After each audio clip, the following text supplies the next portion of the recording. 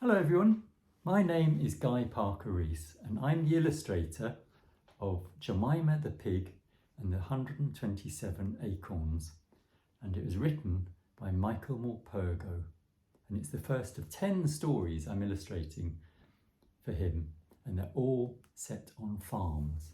Now I've illustrated lots and lots of books, and here are some of the picture books I've illustrated. Can you see anything that they all have in common?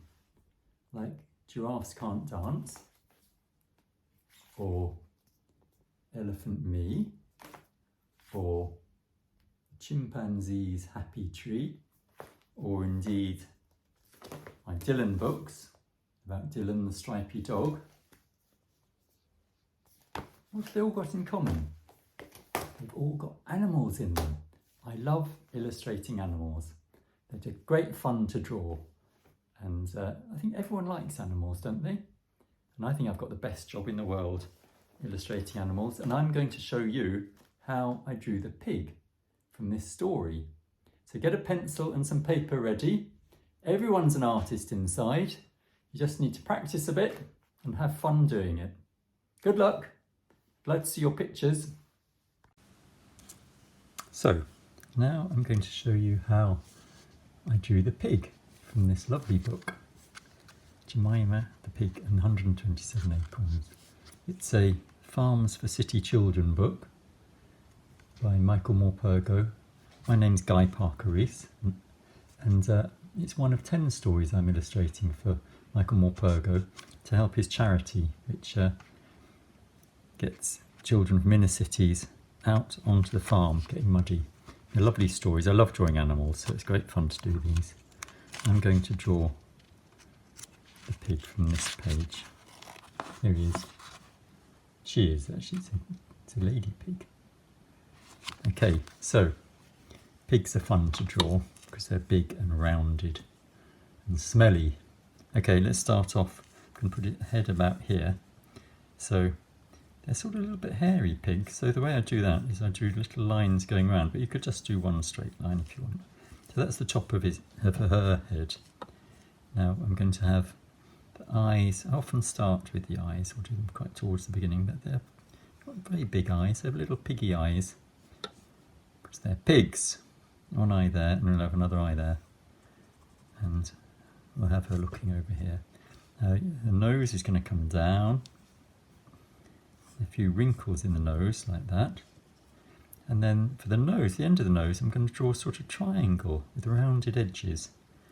Let's go round the corners, like that. There we go. And then I'm going to do like the letter C here, and the letter C the other way around here for the nostrils. Now I'm going to do little bits of shading every now and again, which is just a little squiggle like that. Okay, so now I'm going to do the bottom of the pig's mouth coming like this. You ready? So a nice swooping line going out like that. And let's have a nice, slightly wobbly line for the pig's mouth. There we go. So a little bit more shading here. Now for the ears, pigs have sort of triangular ears, but they go in a bit. So can you do something this sort of shape? That's it. There's a little line for the inside of the ear. A bit more shading here. Then we're going to have the other ear coming down. Again, it's a sort of triangle, and it's rounded around these bits.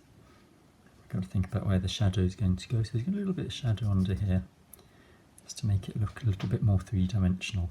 So now the pig's back is going to come round over the top here. So again, line like that.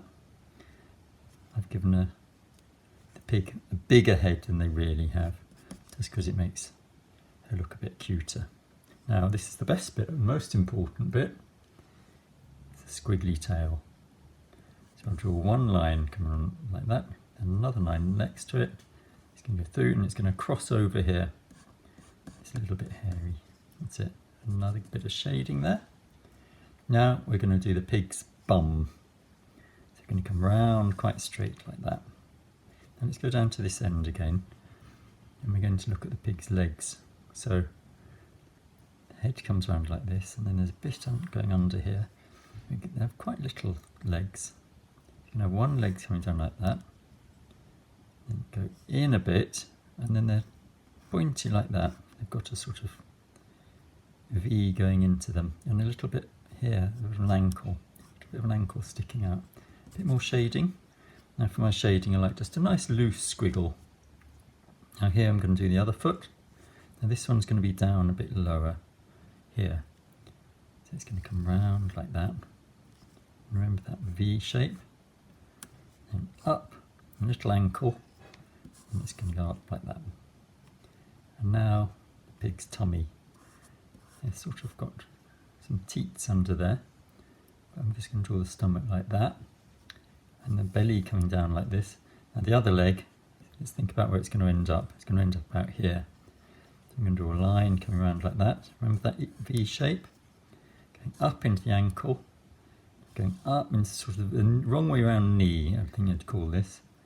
And it goes up into the bottom. There we go.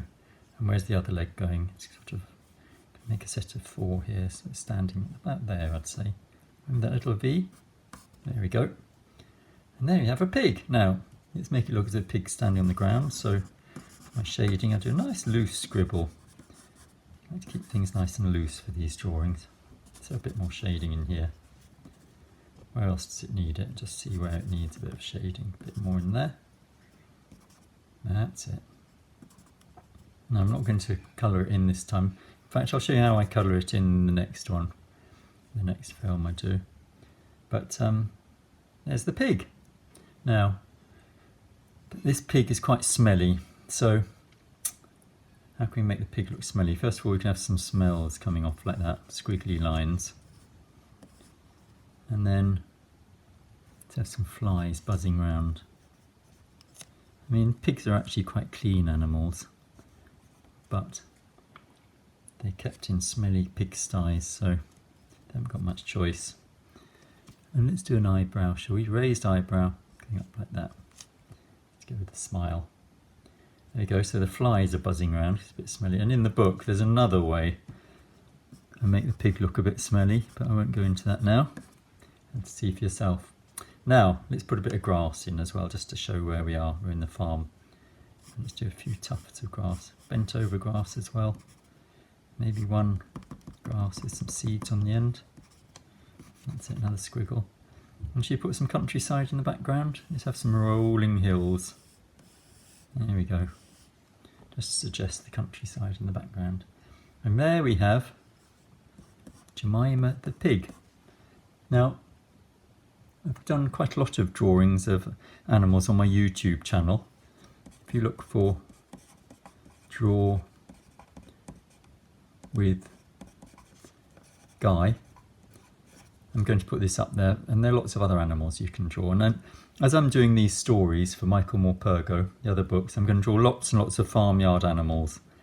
So you can join in with that if you're enjoying the books. So a bit more mud here. There we have it. And there's Jemima the pig. Alright, happy drawing. Don't forget, you're an artist. Bye.